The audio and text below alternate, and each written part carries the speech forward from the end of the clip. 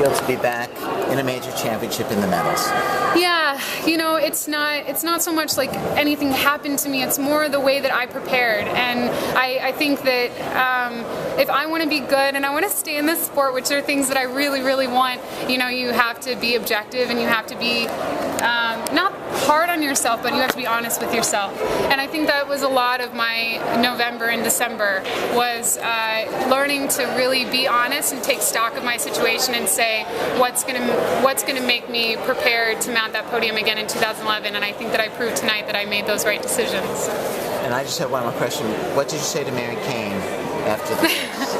Yeah, I went up to her and I asked her how it went, and she spoke to me for a couple of seconds, and I told her to come find me afterwards. Everyone keeps asking me about her, of course, but I really don't know her at all. And I thought, I have been told on occasion that I can be intimidating, which I don't think is true at all. I hope that I'm an approachable person, but I haven't really seen her much or gotten a chance to, speak positively into her life. And so this championships was about me being prepared, and I was focused on me, but now that it's over, I really would like to see her and just make myself available to her as a teammate.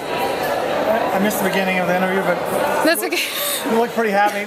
We really thrilled with silver. That honestly was the hardest I've ever pushed myself in the last 100 meters or last 150 or whatever. And 2 years ago, I was in shock, and this year I was just trying to compose myself. I was really, really tired at the end, and in the sense of once it was finished. But yeah, my whole mantra going through, once I realized I was in the lead and no one was going to take it right early in the race, I just kept saying to myself, this wasn't my exact plan going into the race, but I just kept saying, be hard to beat, be hard to beat. If you're going to be in the lead, then just make them beat you.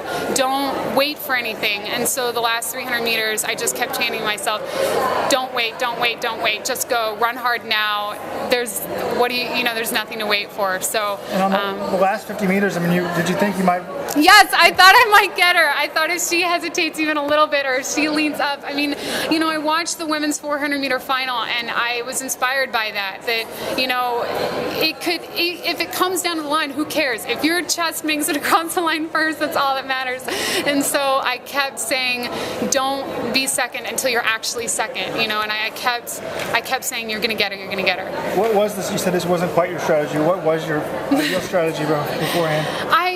Coming into this, I just said, before the kicking begins, before the wind-up begins, whenever that is, if it's 300 to go, 400 to go, 600 to go, be in the outside lane with plenty of room to move. Be ready to go to the front. I did not think I would beat Aragawe if I was 2 seconds back.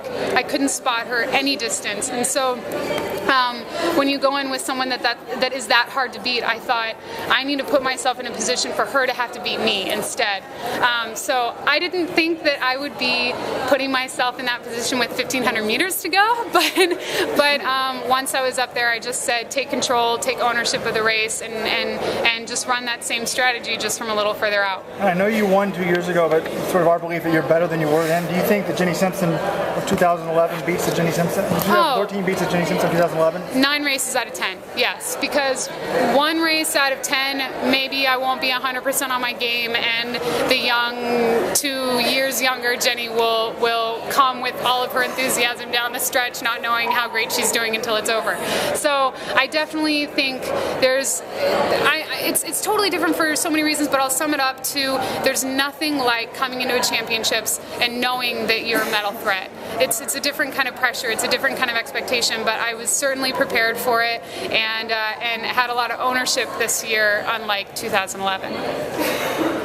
Your last lap was 58 high, maybe?